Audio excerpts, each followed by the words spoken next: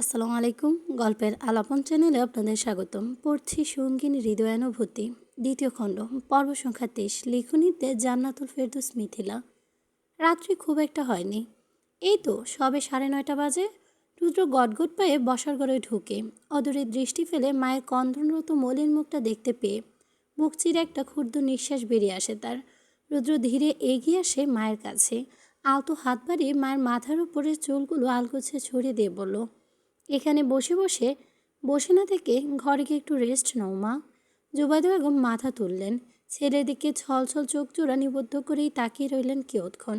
পরক্ষণে হো হো করে কেঁদে উঠে ছেলের কোমর জড়িয়ে ধরেন তিনি। রুদ্র মাকে জড়িয়ে ধরে আলতো হাতে মায়ের মাথার উপর চিবুক ঠেকিয়ে নরম সুরে বলে, কেঁদো না মা, বুড়ির জন্য দোয়া করো, ও যেন ঠিকমতো সংসারটা করতে পারে। জুবাইদা বেগম ছেলের বুকে মাথা রেখে নাক টানলেন। ধীরে ধীরে মাথা উঠে ছেলের দিকে তাকালেন আবারও। রুদ্র সযত্নে দু হাতের সাহায্যে মায়ের ভিজে থাকা আখি দই মুছে দিল, বলল, আর কেঁদো না, পরে আবার মাথা ব্যথা হয়ে যাবে। জুবাইদা বেগম মাথা নাড়ালেন, শাড়ির আঁচল চোখ মুছলেন আলগোছে। রুদ্র এবার পাশে বসে থাকা রাফিয়া বেগমের দিকে তাকিয়ে বলল, মেজমা, তুমিও ঘরে গিয়ে একটু রেস্ট নাও, সারাদিন তো আর কম খাটাখাটুনি করলে না। রাফিয়া বেগম ভেজা চোখে হাসলেন, মাথা নাড়িয়ে কিছু বলতে যাবেন তার আগে রুদ্র আবার বলে ওঠে, না, তোমার আর কোনো কথা শুনছি না, দেখো, ওঠো এখান থেকে।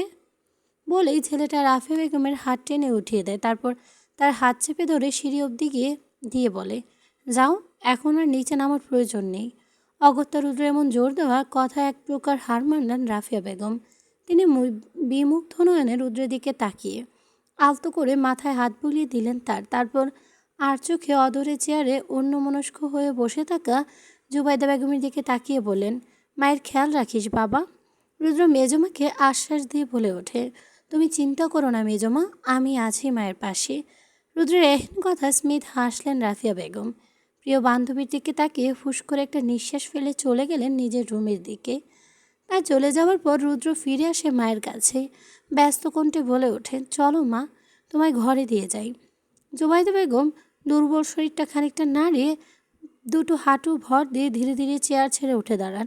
এই বয়সটার এই এক জ্বালা, কোথাও একটু বসলেই অমনি হাঁটু গিটের ব্যথা শরীর যেন অসাড় হয়ে আসে তার। রুদ্র মায়ের এহেন পরিস্থিতি দেখে কাল বিলম্ব না করে মাকে কোলে তুলে নেয়। হঠাৎ এমন হয় হকচকিয়ে ওঠেন জুবাইদা বেগম, ছেলের দিকে হতবাক হয়ে তাকিয়ে বলেন, কি করছিসটা কি বাবা, পড়ে যাবো তো, নামিয়ে দে রোদ, আমার ভয় লাগছে। রুদ্র শুনল না মায়ের কথা, এক প্রকার তোয়াক্কা না করে মাকে কোলে তুলে নিয়ে আসে মায়ের রুমে। সতর্ক হাতে মাকে বিছানার হেডবোর্ডের সাথে হেলান দিয়ে বসিয়ে দেয়। অতঃপর বলে ওঠে, কোনো কথা না বলে চুপ করে বসে থাকো এখানে, আমি আসছি। রুদ্রের কথাটা শেষ করে চলে যেতেই জোবাইদা বেগম ছেলের হাতটা চেপে ধরেন। রুদ্র সাথে সাথে থেমে যায়, ঘাড় বাঁকিয়ে মায়ের দিকে তাকিয়ে রইল সে। পরক্ষণেই শুনতে পেল মায়ের দুর্বল কণ্ঠ, কোথায় যাচ্ছিস বাবা? মায়ের কথার প্রত্যুত্তরে মুচকি হাসল রুদ্র, হাতের উপর থেকে মায়ের হাতটা সরিয়ে বলল, আসছি, 1 মিনিট। বলেই সেখান থেকে চলে যায় রুদ্র। এদিকে ছেলের যাওয়ার পথে এক দৃষ্টিতে তাকিয়ে থাকলেন জুবাইদা বেগম। খানিকক্ষণ বাদে রুদ্র ফিরে আসে ঘরে, হাতে তার একটা ট্রে। রুদ্র খাবারের ট্রেটা টেবিলের উপর রেখে সেখান থেকে খাবার ভর্তি প্লেটটা হাতে তুলে নেয়। অতঃপর মায়ের সামনে বসে ধক্কাতে খাবার মাখাতে লাগে সে। তা দেখে জুবাইদা বেগম মাথা নাড়ালেন, বাবা, আমি এখন একদমই খেতে ইচ্ছে করছে না রে, প্লিজ তুই খাবারটা রেখে দে রোজ। রুদ্র এবারেও কানে তুলল না মায়ের কথা, সে এক মনে মেখে যাচ্ছে খাবার। তারপর লোকমা তুলে মায়ের মুখের সামনে ধরে বলে, দুপুরেও খাওনি তুমি, হয়তো ভেবেছ ছোটাছুটির মধ্যে থাকলেও কেউ হয়তো সেদিকে খেয়াল করবে না, তাই তো? দেখো মা, না খেয়ে থাকলে কি আর দুঃখ কমবে তোমার? কাঁদার জন্য হলেও কিছুটা শক্তি প্রয়োজন, তাই না? তাই বলছি, একটু খেয়ে নাও, তারপর না হয় মন ভরে আবার কেঁদো, কেমন? ছিলেন এহেন কথায় না চাইতেও ফিক করে হেসে ফেললেন জোবাইদা বেগম। বেজা চোখে ছেলের দিকে তাকিয়ে আলতো করে গালে হাত রাখলেন, মুগ্ধ কণ্ঠে বললেন, বেশ কথা শিখেছিস তো বাবা, কি দারুণ করে মানুষের মন খারাপগুলো উধাও করে দিতে পারিস। রুদ্রও বিমোহিত হাসল মায়ের কথায়, দুষ্টুমির সরে বলল, দেখতে হবে না ছেলেটার কার। জুবাইদা বেগম দুর্বল মাথা নেড়ে সায় জানালেন ছেলের কথায়। তারপর রুদ্র হাত থেকে খাবারটা আলগোছে মুখে পুরে নিলেন। অতঃপর চিবুতে লাগলেন অন্যমনস্ক হয়ে।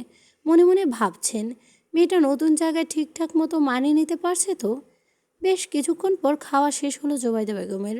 রুদ্র উঠে গিয়ে হাতটা ধুয়ে আসে, তারপর ফিরে এসে মায়ের পাশে বসে বেড সাইড টেবিলের ডয়ের হাতে মায়ের গিটের ব্যথার ওষুধটা বের করে মায়ের হাতে তুলে দেয়। জুবাইদা বেগমও বাধ্য মানুষের মতো চুপচাপ খেলে নিলেন ওষুধরা।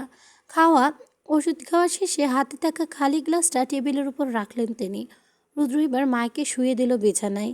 এগিয়ে এসে মায়ের মাথার কাছে বসে আলতো হাতে মাথাটা বুলিয়ে দিতে লাগলো সযত্নে। জুবাইদা বেগম বিমুগ্ধ নয়নে তাকিয়ে রইলেন ছেলের মুখপানে।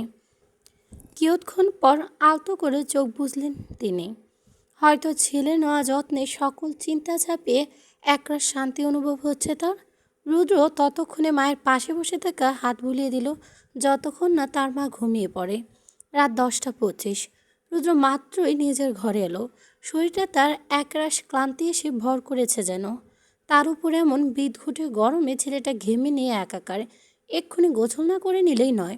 গোসল রুদ্র ক্লান্ত পায়ে এগিয়ে যায় ওয়ার্ড্রোবের কাছে। সেখান থেকে একটা কালো ট্রাউজার আর টাওয়াল নিয়ে ছুটে যায় ওয়াশরুমে। প্রায় মিনিট 10 পর বেরিয়ে আসে রুদ্র। ছেলেটার সারা শরীরে বিন্দু বিন্দু পানির কণা লেগে আছে আষ্টে পৃষ্ঠে। পরনের ট্রাউজার নাভির বেশ কিছুটা নিচে নামানো, ফলে পেটানো দেহখানা বরাবরই উন্মুক্ত। রুদ্র এক হাতে টাওয়াল নিয়ে চুল মুছতে মুছতে এগিয়ে আসে বিছানার কাছে। হাতে থাকা টাওয়ালটা কিছুটা দূরে ছুঁড়ে ফেলে অতঃপর আর কিছু না ভেবে ক্লান্ত দেহটা এলিয়ে দেয় বিছানায়। ক্লান্ত চোখ তোরা তার যেই না বন্ধ করবে, অমনি ঘরে হালকা বিড়িয়ে রাখা দরজাটা ঠক ঠক শব্দ হয়। তৎক্ষণাৎ বিরক্তিতে চোখ মুখ কুঁচকে ফেলে রুদ্র। বিরক্তিতে ডান হাত মুষ্টিবদ্ধ করে বিছানায় আঘাত করে বসে সে। পরক্ষণে আবারও শব্দ হয় দরজায়। রুদ্র কাটকাট কণ্ঠ করে বলে ওঠে, দরজা খোলাই আছে, কে আসবে, আসুন। ধীরে ধীরে ঘরে প্রবেশ করে অরিন। মেয়েটা নিচু করে রাখা চোখ দুটো যেই না উপরে তোলো, অমনি তার দৃষ্টি আটকে গেল বিছানায় অর্ধচিত হয়ে পড়ে থাকা রুদ্রের ওপর। ছেলেটার পা দুটো বিছানার বাইরে ঝুলছে, উন্মুক্ত গায়ের সর্বত্র জুড়ে বিন্দু বিন্দু পানির ফোঁটা। অরিনের বুকটা তৎক্ষণাৎ খানিকটা কেঁপে উঠল, গলায় নেমে এলো চিরচেনা শুষ্কতা। বেহায়া চোখ দুটি দেখো না কিভাবে গিলে খাচ্ছে ছেলেটাকে। অরিন যেন এক প্রকার যুদ্ধ চালাচ্ছে নিজের দৃষ্টি সরাতে রুদ্রের উপর থেকে, কিন্তু বেহায়াগুলো না মানলে তো। এদিকে অনেকক্ষণ হয়ে যাওয়ার পরেও কারো কোনো শব্দ না পেয়ে ভ্রু কুটায় রুদ্র। শোয়া ছেড়ে হাতের উপর কিঞ্চিত ভর দিয়ে তাকায় দরজার দিকে। দেখতে পায় অরিনকে, যে কিনা এই মুহূর্তে তার দিকেই হাঁ করে তাকিয়ে আছে। রুদ্র বাঁকা হাসলো, চট করে লাফ দিয়ে উঠে পড়ল বিছানা ছেড়ে। এমন কাণ্ডে অরিন ভরকে গেল খানিকটা। তৎক্ষণাৎ রুদ্রর উপর থেকে দৃষ্টি ফুরিয়ে অন্যত্র এলোমেলো দৃষ্টি ফেলল সে। রুদ্র ধীরে ধীরে এগিয়ে আসে অরিনের কাছে। অরিন এবার ঘাবড়ে যায়। ধীরে ধীরে কদম পিছিয়ে নেয় মেয়েটা। প্রায় 2-3 কদম পেছানোয় রুদ্র খপ করে তার হাতটা ধরে ধরে। মেয়েটার সঙ্গে সঙ্গে হকচকিয়ে ওঠে, ফ্যাল ফ্যাল করে তাকিয়ে থাকে রুদ্রের দিকে। রুদ্র তার এহেন দৃষ্টি কোনোরূপ প্রতিক্রিয়া না দেখিয়ে তাকে ঘরের মাঝামাঝি এনে দাঁড় করায়। অতঃপর নিজেও গিয়ে একবার দরজার বাইরে আশপাশটা পরখ করে সন্তর্পণে দরজাটা ভেতর থেকে লাগিয়ে দেয়। অরিন এবার মিনমিনে সরে বলে ওঠে, দরজা লাগাবেন না প্লিজ, আমি চলে যাব। ফট করে দরজা ছেড়ে এগিয়ে আসে রুদ্র। মেয়েটা প্রায় অনেকটাই কাছাকাছি এসে দাঁড়িয়ে অরিনের গাল আলতো করে হাত রেখে বলল, আসার সময় আমায় জিজ্ঞেস করে এসেছিলি? আসিসনি তো। তাছাড়া আমার রুমে একবার আসলে আমার অনুমতি ব্যতীত রুম ছেড়ে যাওয়া নিষেধ। অরিন হতবুদ্ধির ন্যায় শূন্য কথাটা কি মনে করে যেন মুখ ফুটে বলেই ফেলল, এ নিয়ম আবার কবে থেকে উদয় হলো? রুদ্র একদৃষ্টিতে তাকিয়ে রইল অরিনের দিকে। অরিনের মুখের উপরে সে আছড়ে পড়া অবাধ্য চুলগুলো কানের পিঠে গুজে দিয়ে হাসকি স্বরে বলল, ধরে নে আজকে থেকেই উদয় হলো, শুধুমাত্র তোর জন্য। কথাটা শুনে অরিন মুচকি হাসল। সঙ্গে সঙ্গে তার গালে দেখা মিলল বরাবরের গর্ত দুটো। রুদ্র মোহগ্রস্তের ন্যায় তাকিয়ে রইল সেদিকে। কখন যে নিজের অজান্তেই পরপর শুকনো ঢোক গিলে ফেলল টেরই পায়নি সে। অরিন সরু চোখে তাকিয়ে দেখল রুদ্রের ঢোক গেলা। ঢোক গিলবার সময় রুদ্রের অ্যাডামস অ্যাপেল স্পষ্ট চক্ষুগোচর হয়েছে তার। কি সুন্দর লেগেছে তার কাছে বলে বোঝানো মুশকিল। এর পাশাপাশি অরিন কিছুটা অবাক হলো, কই এতদিন তো একবার ওই বিষয়টা চোখে পড়েনি তার। পরক্ষণে নিজের কাছ থেকে ছেলেটাকে পরখ করা হয়নি বিধায় হয়তো চোখে পড়েনি তার। অরিন কি হলো কে জানে, সে কেমন বুদ্বুদ্ধি হারিয়ে আলগোছে ছুঁয়ে দিল রুদ্রের অ্যাডামস অ্যাপেল। রুদ্র এবার হুঁশ ফিরে নিজের ঘোর লাগা দৃষ্টি ছাপিয়ে অরিনের কাজকর্মগুলো সরু চোখে তাকিয়ে দেখল কিছুক্ষণ। তক্ষুনি তার কানে আসে অরিনের সম্ভাষণ, আপনার অ্যাডামস অ্যাপেলটা কি সুন্দর ডাক্তার সাহেব। রুদ্র বিমোহিত হাসল অরিনের কথায়। এক হাতে অরিনের কোমর জড়িয়ে তাকে খানিকটা উঁচুতে তুলে আরেকটু কাছে আনে নিজের। পরক্ষণে নিজের মুখটা অরিনের গাল ছুঁয়ে কানের কাছে নিয়ে আসে রুদ্র।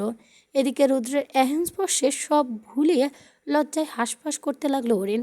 ছোট্ট দেহখানা ছটফট করতে লাগলো রুদ্রের হাতের বাঁধনে। তক্ষুনি তার কানে এসে রুদ্রের ফিসফিস করে বলা কথা, শুধুই কি অভ্যাস, শুধুই কি অ্যাডামস অ্যাপেল সুন্দর, আর কিছু না? একটু ভালো করে তাকিয়ে দেখ, আমি গোটা ডাক্তার সাহেবটাই বেশ সুন্দর সানশাইন, কি বলিস? বলেই মেয়েটার কানের পিঠে আলতো করে নাক ঘষে দেয় রুদ্র। সঙ্গে সঙ্গে কেঁপে ওঠে অরিন, খামচে ধরে রুদ্রের বুকের কাছে শার্টের অংশ। মেয়েটা কুচকে বন্ধ করে ফেলে লজ্জায় চোখ। রুদ্র বাঁকা হাসল। মেয়েটার চোখের সামনে মুখ এনে এমন অদ্ভুত মোহনীয় কণ্ঠে বলল, চোখ খুল সানশাইন। খুলল না অরিন। ভীত সহস্র মনে মাথা নিচু করে রাখলো তখনও। রুদ্র এবার অরিনের নাক বরাবর নিজের ঠোঁট ছুঁয়ে আলতো করে। অরিনও তৎক্ষণাৎ নিজেকে গুটিয়ে নিল আরেকটু। লজ্জায় চিবুক ঠেকিয়ে গলার কাছে রুদ্র মেয়েটাকে আরেকটু বাজাতে বলল, এখন চোখ খুললে এত লজ্জা, অথচ কিছুক্ষণ আগে আমার উন্মুক্ত শরীরটা কেমন ঢ্যাপ করে খুঁটিয়ে খুঁটিয়ে দেখছিলে, কই তখন তো এমন লজ্জায় চোখ নামিয়ে নিসনি। ফট করে চোখ খুলে ওড়েন, ফ্যাল করে তাকিয়ে বলল, এ মানে মানে না, আমি ওভাবে তাকাইনি। তাহলে বলছিস আমি মিথ্যে বলছি? দাঁত দিয়ে জিভ কাটে অরিন। রুদ্র শুধায়, কি বলল? আরে না না, আমি সেটা বলিনি। আমি বলেছি আমি আপনার শরীরের দিকে তাকাইনি। এহেন কথায় ভ্রুকুটি করে রুদ্র তীক্ষ্ণ কণ্ঠে বলল, তাহলে কোথায় তাকিয়েছিলি তুই? আর আমার এত সুন্দর হট অ্যান্ড বোল্ড সেক্সি শরীরটার দিকে না তাকিয়ে কোন আহামরি সম্পদের দিকে তাকিয়েছিলি তুই? এবার যেন গ্যারাকলে পড়ল অরিন। ইস, একটা সত্য লুকাতে কতগুলো মিথ্যা বলতে হলো তাকে। মেয়েটা মাথা নিচু করে ঠোঁট কামড়ে ধরে নিজের। তা দেখে রুদ্র তৎক্ষণাৎ মৃদু চেঁচিয়ে ওঠে। অরিন ভরকে যায়, অবাক চোখে তাকিয়ে রইল রুদ্রের দিকে। রুদ্র অস্থির গলায় বলল, এই তুই আমার কাজ নিজে করছিস কেন? এত বড় সাহস কোত্থেকে আসলো তোর? রুদ্রের কথায় একচল বোধগম্য হলো না হরিণের। মেয়েটা হতবিহ্বল চোখে তাকিয়ে জিজ্ঞেস করলো, মানে? ফুস করে নিঃশ্বাস ফেল রুদ্র। মেয়েটা ঠোঁটের দিকে মুখ গ্রস্ত নিয়ে তাকিয়ে থেকে বলল, তোর শরীরের প্রতিটি অংশ আমার সানশাইন। তোর শরীরের সর্বত্র জুড়ে শুধু আমার ছোঁয়া থাকবে জান। সেখানে আমি ব্যতীত তোর ছোঁয়া সহ্য হবে না আমার। অরিন এবার বুঝলো ব্যাপারটা। সঙ্গে সঙ্গে মুখ নামিয়ে নিল সে। ইস, লজ্জায় কান দুটো যেন ধোঁয়া বেরোচ্ছে তার। গাল দুটো ছেয়ে গেছে লাল রক্তাভ আবায়। সূর্য বেশ বুঝলো রুদ্র মেয়েটার মনের অবস্থা। সে আলতো নাক নামিয়ে হাতে নামিয়ে নিল মেয়েটাকে। তারপর অরিনের এক হাত টেনে বিছানায় বসিয়ে দিল। অতঃপর কোনোরূপ কথা না বলে টুপ করে শুয়ে পড়ল অরিনের কোলে মাথা রেখে। অত সব ঘটনায় পুরোটা সময় জুড়ে অরিন ছিল একেবারেই হতভম্ব। কী থেকে কি হচ্ছে এটাই বুঝে আসছে না মেয়েটার। রুদ্র এবার অরিনের কোলে মাথা রেখে নরম সরে বলল, সানশাইন মাথাটা একটু টিপে দে, প্রচুর ব্যথা হচ্ছে। আহারে, ছেলেটার এমন আবদার একেবারে গোলে পানে অরিন। সে ধীরে ধীরে নিজের নরম আঙুলের সাহায্যে আলতো করে টেনে দিতে লাগলো রুদ্রের চুলগুলো। রুদ্র আবেশে চোখ জোড়া বন্ধ করে নিল। বেশ কিছুক্ষণ পর হঠাৎই রুদ্র বলে ওঠে, আচ্ছা তুই হঠাৎ এখানে কেন এসেছিলি? ওর নিজের হাতের কাজ অব্যাহত রেখে ধিমি সরে বলল, অ্যাকচুয়ালি এমনিতে এসেছিলাম, তেমন কোনো স্পেসিফিক কারণ নেই। দুষ্টু হাসল রুদ্র। দুষ্টুমি ভরা কণ্ঠেই বলল, ওহো, তাহলে রাত বিরেতে আমাকে দেখতে বুঝি মনটা খুব আনচান করছিল আপনার? এহেন কথায় ব্যাবাচাকা খেয়ে যায় অরিন। হাত দুটো থেমে গেল হতবাকতায়। রুদ্রের কথা প্রত্যুত্তরে এখন ঠিক কী বলা উচিত হয়তো সেটাই ভাবছে সে। মেয়েটা আমতামতা করে বলতে লাগলো। তা দেখে রুদ্র বলল, থাক, কোনো ক্লারিফিকেশন দিতে হবে না, যা বোঝার বুঝে নিয়েছি আমি। তাছাড়া তুই চাইলেই যখন তখন আমাকে দেখতে আসতে পারিস সানশাইন। আফটার অল আম অল ইয়োর্স। রুদ্র বলা শেষ কথাটা যেন একেবারে মন ছুঁয়ে দিল অরিনের। মেয়েটা বিজয়ী হাসলো। নিচ থেকে রুদ্রের কপাল বরাবর ঠোঁট ছুঁয়ে দিল সযত্নে। রুদ্র পুরোপুরি থমকে গেল। অরিনের মুখটা যে তার একেবারে কাছে। অরিনের দেহের মিষ্টি সুঘ্রাণ পাগল করে দিচ্ছে তাকে। তারপর মেয়েটার এমন ছোটোখাটো স্পর্শ যে কোনো সময় তাকে বুদ্বুদ্ধি হারিয়ে ফেলতে বাধ্য করবে। রুদ্র ফাঁকা ঢুকিল। আবেশে সে চোখ বন্ধ করে দিল আলগোছে। মনে মনে নিজের পুরুষালী নিষিদ্ধ অনুভূতির সঙ্গে এক দফা যুদ্ধ চালাতে লাগলো বেশ। অরিন ধীরে সুস্থে রুদ্র কপাল হতে ঠোঁট সরায়, মুচকি হেসে বলে, আমি শুধুই আপনার ডাক্তার সাহেব। রুদ্র চোখ খোলে, তাকায় অরিনের দিকে। ছেলেটার চোখ দুটো ইতিমধ্যে কেমন লাল হয়ে আসছে। অরিন হকচকিয়ে ওঠে, অস্থির গলায় বলে, কি হয়েছে আপনার? হঠাৎ করে এমন দেখাচ্ছে কেন আপনাকে? রুদ্র তৎক্ষণাৎ জবাব দিল না, ফুসফুস করে নিঃশ্বাস ফেলল ঘন ঘন। কেমন যেন এক অদ্ভুত শান্ত অথচ নিরেট কণ্ঠে বলল, অরি, চল আমরা বিয়ে করে ফেলি। থমকায় অরিন, চোখ দুটো হয়ে আসে বড়সড়, অত বিহব্বল কণ্ঠ ফুরে বেরিয়ে আসে, মানে? রুদ্র মেয়েটার কোলে মাথা রেখে চোখ দুটো বন্ধ করে নেয়। শুষ্ক অধৈর্যরা জীব দিয়ে ভিজে আবারও নিঃশ্বাস ফেলে ঘন ঘন। ছেলেটার এমন হাবভাব কিছুই বোধগম্য হয় না অরিনের। সে অস্থির গলায় আবারও বলল, কি হয়েছে বলুন না। রুদ্র এবার কোনো কথা না বলে শক্ত করে মেয়েটার কোমর জড়িয়ে ধরে। অরিনের পেট বরাবর মুখ গুজে দেয় সন্তপর্ণে। অরিন এক দফা কেঁপে ওঠে, কাঁপা কাঁপা হাত বাড়িয়ে রুদ্রের পিঠে। থেমে থেমে বলল, ডাক্তার সাহেব। রুদ্র নিজের জায়গাতে থেকেই বলল, চল বিয়ে করে ফেলে সানশাইন। পরবর্তীতে যা হবে দেখা যাবে।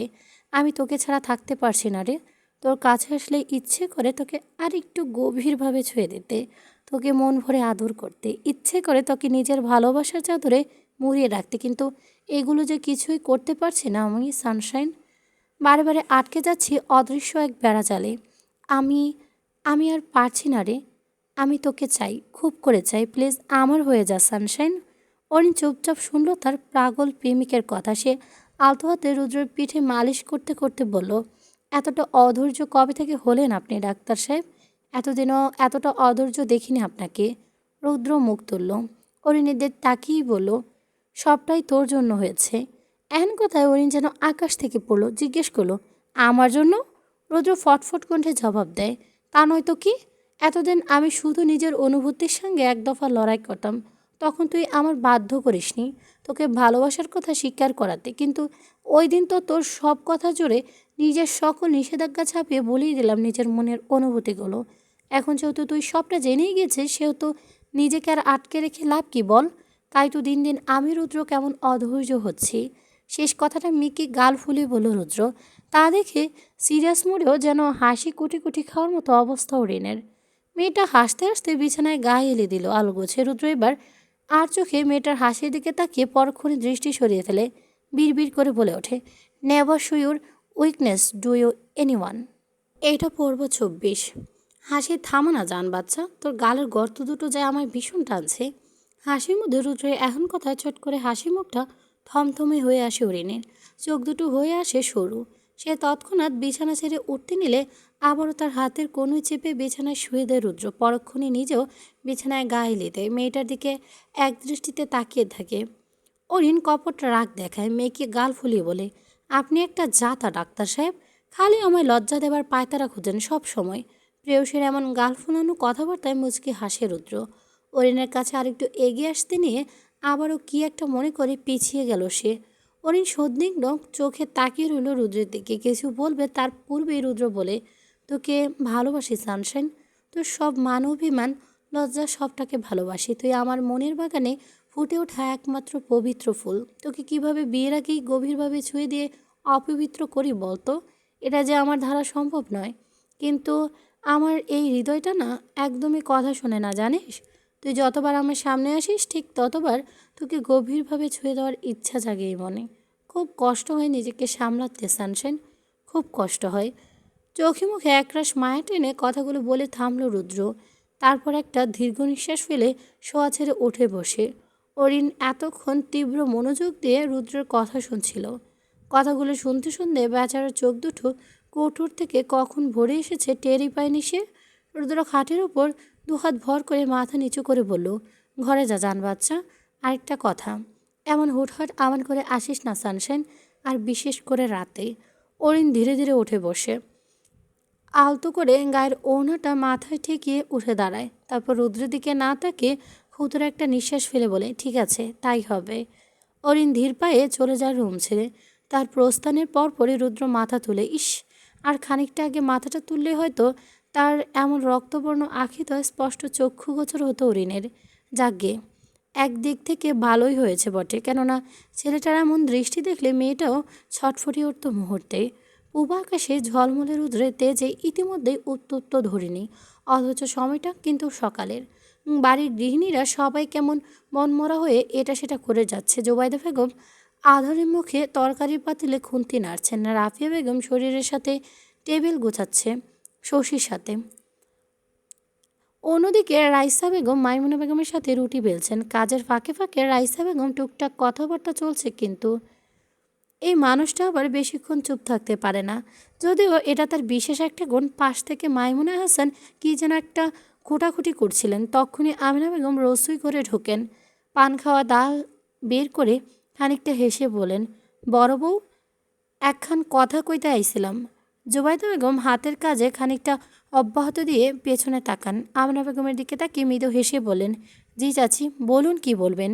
পৌরা কিছুক্ষণ সংকোচ করলেন, তা দেখে জুবাইদা বেগম ফের বললেন, বলুন চাচি। আমিনা বেগম এবার ছলছল চোখ জোড়া নিবদ্ধ করলো জুবাইদা বেগমের দিকে, বলতে লাগলো, বউ, আমরা তো আজকাই যাইবাগা, তোমরা তো আজকাই যাইবাগা।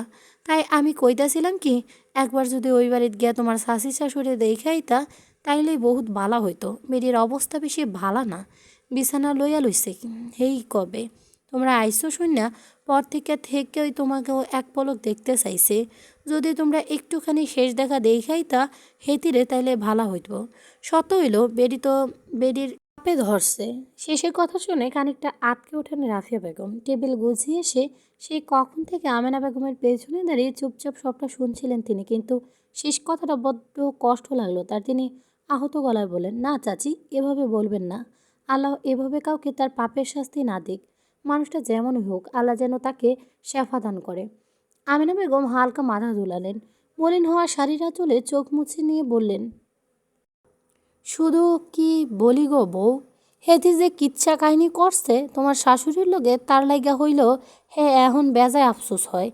দেখো না কয়বার আইছে তোমাকে খুঁজছে। এখন কও তোমরা কি যাইবা? এ পর্যায়ে সবাই মনও রইলেন। সকলের দৃষ্টি এসে পড়ল জোবাইদা বেগমের দিকে। হয়তো তার সিদ্ধান্তের উপর ভরসা করছেন সকলে। জোবাইদা বেগম কিছুক্ষণ নিচু হয়ে কিছু একটা ভাবলেন, পরক্ষণে গলার মৃদু খাকারি দিয়ে বলে উঠলেন, যাবো চাচি, একজন মৃত্যুশহী মানুষের শেষবারের জন্য হলেও দেখতে যাব। তার এহেন কথায় সকলে একমত হলেও বাদ সাধলেন মেহনুর। মুখে একরাশ ঘৃণার প্রলেপেনে মোটা কণ্ঠে বললেন, কেন বড় ভাবি, কেন ওই খুনি মহিলাকে দেখতে যাবে তোমরা? কি দরকারে যাবে? যে মানুষটা আমার মায়ের মৃত্যুর জন্য দায়ী, সেই মানুষটাকে শেষবারের মতো দেখতে যেতে যাচ্ছ তোমরা? জোবাইদা বেগম হাতের কাজ ফেলে এগিয়ে আসেন মেহনুরের দিকে। মেয়েটা ইতিমধ্যেই কেঁদে দিয়েছে। জোবাইদা বেগম শাড়ির আঁচল টেনে আলগোছে মুছে দিলেন মেহনুরের চোখ, বোঝাতে লাগলেন, মেহু, কার মৃত্যু কখন হয় তা আমরা কেউ জানি না বোন। জন্ম, মৃত্যু, বিয়ে, এই তিনটাই বিধাতার হাতে। আমার মৃত্যু হয়তো এই উসিলাই ছিল তোমার চাচি, কিন্তু মৃত্যু তো অনিবার্য, তাই না? তাছাড়া সেই মানুষটা নিজের পাপের শাস্তি ইতিমধ্যে যা পাওয়ার পেয়ে গেছে, বাকিটুকু না হয় আল্লাহই দিবেন। তাছাড়া ভুলে যেও না, ক্ষমা করা কিন্তু মহৎ গুণ। মেহনুর কি বুঝলো কথাগুলো? তিনি তো অশ্রুসিক্ত লোচনে তাকিয়ে রইল ভাবিদের দিকে। সকাল সকাল উঠান জুড়ে বাড়ির কর্তাদের চা নাস্তায় আড্ডা বসতে বেশ। বৃদ্ধ আবুল মিয়া এক সেটা বলে যাচ্ছেন, তার সঙ্গে নিজের মতো বিনিময় করে যাচ্ছেন কবির সাহেব আর তাইফ সাহেব। কথা বলতে এ পর্যায়ে এসে উপস্থিত হয় রুদ্র আর অনিক। কবি সাহেব সরু চোখে তাদের দিকে তাকিয়ে ফের দৃষ্টি সরিয়ে নিলেন। চায়ের কাপে চুমুক দিয়ে বললেন, সন্ধ্যায় রওনা দিচ্ছি, তোমরা চাইলে গ্রামটা একবার ঘুরে দেখতে আসতে পারো। অনিক আলতো করে মাথা কাত করে। রুদ্র সেদিকে তেমন পাত্তা নেই দিয়ে খালি চেয়ার টেনে বসে পড়ে আলগোছে। আবুল মিয়ার দিকে তাকিয়ে বলে ওঠে, দাদুভাই, আপনার গিটের ব্যথার কী অবস্থা এখন? বৃদ্ধ ফুলকা দাঁত বের করে হেসে বলল। রুদ্রের মাথায় হাত রেখে কৃতজ্ঞতার সহিত বলল, এখন এক্কেবারে কইমা গেছে ভাই, তোমার দেওয়া ওষুধটা আমার মেলা উপকার আইছে। রুদ্র মুচকি হাসলো। তার উপর সাথে উপস্থিত সকলেই মুগ্ধ হয়ে তাকিয়ে রইল রুদ্রের পানে। কবির সাহেব ছেলের প্রশংসায় মৃদু হাসলেন। পরক্ষণই তা মিলিয়ে যায় অজানায়। মুখ ভার করে আগের ন্যায় রেখে আয়েশা করে চায়ের কাপে চুমুক বসাচ্ছেন তিনি। সকাল পেরিয়ে দুপুর গড়িয়েছে, সেই সাথে পালা দিয়ে বেড়েছে রুদ্রের উত্তপ্ততা। অরিন সহ বাড়ির মেয়েগুলো সবাই এসেছে পুকুর ঘাটে। রোদের যা উত্তাপ, যেখানে পুকুর ঘাটের বড় বড় গাছগুলোর ছায়া তোলে যে প্রাণটা ঝুরিয়েছে সবার। শশী বসে আম কাটছে, কোহিলি মাখছে পাকা জাম মাখা। সোহেলি গেছে বাড়ির ভেতরে নুন মরিচগুলো আনতে। কাঁচা আম কি আর এমনি এমনি খাওয়া যায়? সেগুলো খেতে হয় নুন লঙ্কা দিয়ে, যা চাই চাই। অরিন এক পা ভাঁজ করে অন্য পা দুলিয়ে বসে আছে ঘাটের পাশের উঁচু বেঞ্চিতে। তার পাশে বসে অনবরত কথা বলে যাচ্ছে আহিরা। আর মাহিরা করছে আরেক কাজ। পুতুল আর রাতুল দুজনকে নারিকেলের পাতা দিয়ে চশমা বানিয়ে দিচ্ছে এই গুণী মেয়েটা। তা দেখে অরিন খানিকটা চেঁচিয়ে ওঠে, এই মাহি, ওদের জন্য বানানো শেষ হলে আমাকেও একটা বানিয়ে দিস প্লিজ।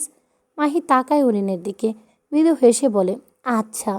শশী আম কাটা শেষ করে উঠে দাঁড়ায়। পুকুরে দুশিরি নিচে নেমে বটিটা হালকা ধুয়ে নিজেও হাত ধুয়ে চলে আসে। এসেই সবাইকে তাড়া দিয়ে বলে ওঠে, এই যারা যারা খাইবে তারা তারা চলে আসো, নাইলে কিন্তু পরে ভাগে পাইবা না। এটা বলতে দেরি সকলে সে হুমড়ি খেয়ে পড়তে দেরি নেই। একে একে সবাই যার যার মতো আম নিয়ে খেতে শুরু করে, আয়েশ করে। খাওয়ার এক পর্যায়ে সেখানে আগমন ঘটে তামিমের। ছেলেটা আজকে গেট আপটাই আলাদা। সব সময়ের মতো ঢিলা ঢালা শার্ট আর প্যান্টের বদলে আজ গায়ে শোভা দিচ্ছে টি শার্ট আর শর্টস। শশী খেতে খেতে আর চোখে তাকিয়ে রইল তামিমের দিকে, হয়তো বুঝতে চেষ্টা করছে ছেলেটার ভাবভঙ্গি। তামিম হালকা এসে বলে ওঠে, কি খাচ্ছ তোমরা? শশী নাক কুচকা জবাব দেয়, গরুর মাথা খাইবা? এহেন কোথায় তামিম ভ্রু কুচকায়, দৃষ্টি খানিকটা শুরু করে খেকিয়ে বলে ওঠে, ফাইজলামি করস আমার লগে? মুহে দিয়ে এক গাদা আম ঢুকায় রাখছস, তাহলে মিশা কথা কসকে আমার লগে? শশী এবার চটে যায়, মুখ ঝামটা মেরে বলে, সো যখন এতই দেখতে পাও তাইলে মুখে মুখে হুদাই কথা খরচ করো কেন? তুমি তো দেখতেই পাইতেছো আমরা কি খাই, তাইলে আবার জিগাও কে? কোনাক কেলে? তামিম দাঁত কটমট করে কিছু বলতে যাবে তার আগেই অরিন তাদের থামিয়ে দেয়, বলে, আরে থামো তোমরা, এভাবে জগড়ানো করে আম খাও। তামিম ভাইয়া এই নিন। বলেই কাটা আমের বাটিটা এগিয়ে দেয় তামিমের দিকে। তামিম অরিনের দিকে একবার তাকিয়ে বাটি থেকে আম তুলে নেয়, বলে, শুধু তুমি বলে দেখেই চুপ করে গেলাম, না হলে আজ ওরে ঠিক পানিতে চুবাইয়া খাইয়ে দিতাম। অরিন ঠোঁট টিপে হাসে, শশীর দিকে তাকিয়ে দেখতে পায় মেয়েটার সরু দৃষ্টিতে যা তামিমের দিকে নিবদ্ধ। অরিনের অবস্থা বেগতিক দেখে শশী হাত ধরে নিজের সাথে বেঞ্চিতে নিয়ে আসে। তক্ষুনি তামিম ফের বলে ওঠে, আচ্ছা তোমরা কি আজই চলে যাইবা তাই না? অরিন পাশ থেকে ফট করে জবাব দেয়, কেন? তামিম এবার মৃদু হাসে, সময় নিয়ে বলে, না ভাবছিলাম আজকে বিকালের দিক তোমাদের না হয় গ্রামটা একটু ঘুরে দেখাই। কেননা তোমাদের তো বিয়ে উপলক্ষে এতদিন একবারও ঘোরার প্রস্তুতি হয়নি।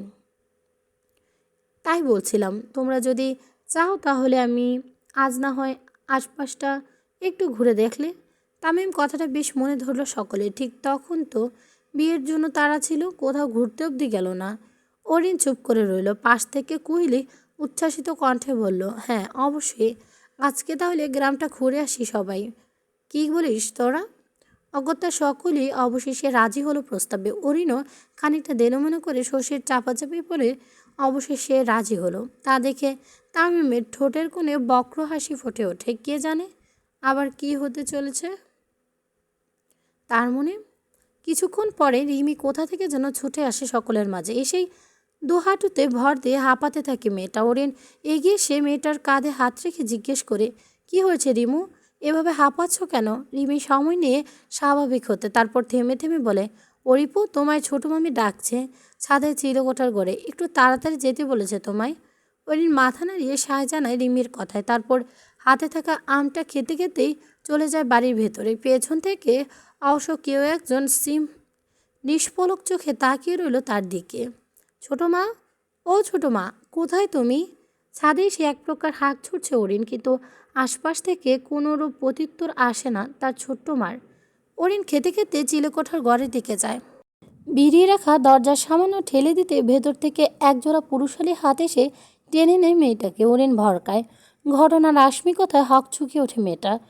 ঠোঁট ফুঁড়ে চিৎকার করতে যাবে তার আগেই তার মুখটা চেপে ধরে সামনের মানুষটা ফিসফিস করে বলে, এই সানশাইন, আমি এটা, দেখ আমার দিকে, চোখ খুল যান। কর্ণকোহরে পরিচিত কণ্ঠ বোঝাতে ফট করে আঁকিদয় মেলে তাকায় অরিন। কিয়ৎকাল পলক্ষীনভাবে তাকিয়ে রইল রুদ্রের দিকে। রুদ্র মেয়েটার মুখে হতে হাত সরায়। তখনই অরিন মেকি অভিমানী কণ্ঠে বলল, এভাবে কেউ ভয় দেখায়? আর একটু হলেই তো জানটা বেরিয়ে আসতো আমার।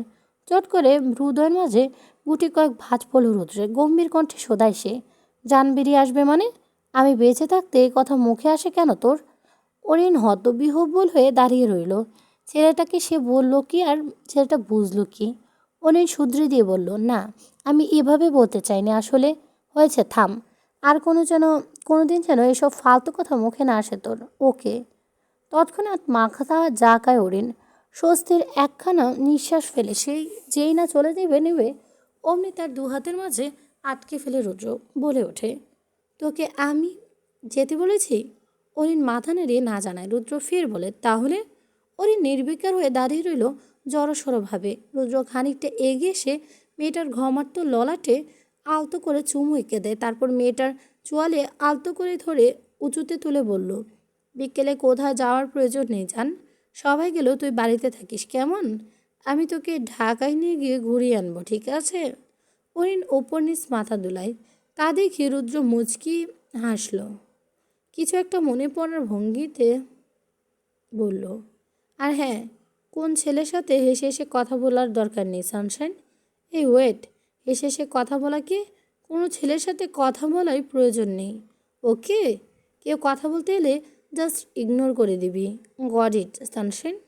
এই পর্যায়ে দুষ্ট হাসল অরিন। চোখ দুটো সরু হয়ে প্রশ্ন করল, আপনি কি জ্যালাস হচ্ছেন ডাক্তার সাহেব? রুদ্র ঠোঁট কামড়ে ধরে নিজের অরিনের চোখের দিকে নিজের ঘোলাটে চোখ দুটো রেখে স্মিথ হেসে বলল, কোনো সন্দেহ? খিলখিল হাসিতে মেতে ওঠে এরিন। আস্তে আস্তে মেয়েটা দাঁড়িয়ে থাকা মুশকিল হয়ে পড়ছে যেন। তার এমন ভুবনমোহিনী হাসিতে নিজেও এক পর্যায়ে হেসে ওঠে রুদ্র। তারপর এক দৃষ্টিতে তাকিয়ে রইল অরিনের দিকে। অদ্ভুত কণ্ঠে বলল, কোনরূপে মুখে হাসিতে নজর না লাগুক, বিনিময় পৃথিবীর সকল কলঙ্ক আমার নামে থাকুক। ঘরে শুয়ে বিছানায় বিশ্রাম নিচ্ছে কবি সাহেব। তখনই কাজকর্ম শেষে ঘরে ঢুকলেন জুবাইদা বেগম। স্বামীর দিকে তাকিয়ে মনে মনে দীর্ঘ নিঃশ্বাস ফেলে ধীর পায়ে এগিয়ে এলেন বিছানার কাছে। স্বামীর শিউরে বসে ধিমি সরে বলেন, রোদের আব্বু, ঘুমিয়ে আছো? চোখ মেলেন কবির সাহেব। আলতো হেসে বলেন, না, কিছু বলবে? জুবাইদা বেগম খানিকক্ষণ ইতস্ত করতে লাগলেন। তার এহেন ভাবমূর্তি দেখে কবির সাহেব গম্ভীর কণ্ঠে বলে ওঠেন, কি হলো, বলো, কি বলবে?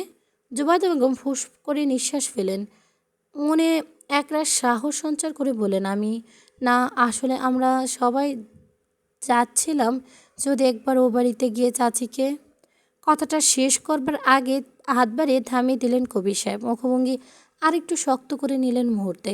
কাটখাট গলায় জবাবে বললেন, একবার বলেছ তাই কিছু বললাম না, তাই কিন্তু দ্বিতীয়বার ভুলেও একথা উচ্চারণ করতে যাবে না জবা, কেননা পরবর্তীতে আমি হয়তো এতটাও শান্ত থাকবো না জবাব দিতে। আশা করি তুমি তোমার কাঙ্ক্ষিত কথার উত্তর পেয়ে গেছো। কথাটা বলে আর এক মুহূর্ত বিছানায় থাকলেন না কবি সাহেব। গটগট পায়ে বেরিয়ে গেলেন ঘর ছেড়ে। অথচ পেছনে পড়ে রইলেন আহত মনে জুবাইদা বেগম। স্বামীর চলে যাওয়ার পানে তাকিয়ে মনে মনে বললেন, এর রাগ যেন আবার নতুন কোনো শোকের ছায়া না নিয়ে আসে রুদ্র আব্বু। তোরা আবার কোথায় যাচ্ছিস এখন? আর কিছুক্ষণের মধ্যেই তো রওনা দিতে হবে। রাফিয়া বেগমের কথায় পেছন ফিরে তাকায় আহিরা। চুলের পিঠে ব্রুকুর ক্লিপটা ঠিকঠাক করে নিয়ে ব্যস্ত গলায় বলল, মেজমা, আমরা সবাই একেবারে রেডি হয়ে নিচে নেমেছি। আমরা এখন যাচ্ছি গ্রামটা একটু ঘুরতে। ঘোরা শেষ হলে এসে রওনা হলো একেবারে। ঠিক তো? সময় মতো এসে পড়িস সবাই, কেমন? রাফিয়া বেগম উদ্বিগ্ন কণ্ঠে বলা কথায় মুচকি হেসে সায় জানায় আহিরা। দ্রুত কদমে বাইরে গিয়ে মিনিট ব্যবধানে আবার ফিরে আসে সে। তা দেখে রাফিয়া বেগম ফির বললেন, কি হলো, কিছু ভুলে গেলি নাকি? আহিরা এদিক ওদিক তাকিয়ে দৃষ্টি গোড়ায় বলে, অরিপু কোথায় মেজমা? আপু তো যাবে বলেছিল। রাফিয়া বেগম বসা ছেড়ে উঠে দাঁড়ায়, জোর গলায় ডাক ছেড়ে দোতলার দিকে, অরি, অরি, নিচে নাম মা। প্রায় মিনিট খানেক পর নিচে নামে অরিন, পরনে তার সাদামাটা কাপড়। রাফিয়া বেগম ভ্রু গোটালেন, বললেন, তোর নাকি ঘুরতে যাওয়ার কথা, তাহলে এখনও রেডি হলি না যে? অরিন মাথা নেড়িয়ে নাকচ করে খামখেয়ালি কণ্ঠে বলে, না মা, এখন কোথাও যেতে ইচ্ছে করছে না, আর একটু পর তো রওনা দিতেই হবে, তাই না? অরিনের কথা শেষ হতে আহিরা আহত গলায় বলল, কি বলে? তুমি যাবে না মানে? তুমি না গেলে আমরা যাব কেন? যাব না আমরা। অরিন এগিয়ে আসে, আহিরাকে বুঝিয়ে বলে, আহি, একটু বোঝ, আমার ইচ্ছে করছে না সত্যি। ঠিক আছে, ফাইন, যেতে হবে না তোমার, আমিও যাচ্ছি না। এরূপ পরিস্থিতিতে রাফিয়া বেগম অরিনের দিকে তাকিয়ে বলেন, তুই তো এর আগে কখনো যাসনি ঘুরতে, আজকে না হয় ওদের সাথে ঘুরে আয়। অগত্যা মায়ের আর বোনের জোড়াজুড়িতে না চাইতেও রাজি হতে হলো অরিনকে। মেয়েটা মুখে মুখে রাজি হলেও মনে তার হাজারটা সংশয় এনে এসেই দানা বাঁধছে। তার ডাক্তার সাহেব যদি রাগ করে নিয়ে তখন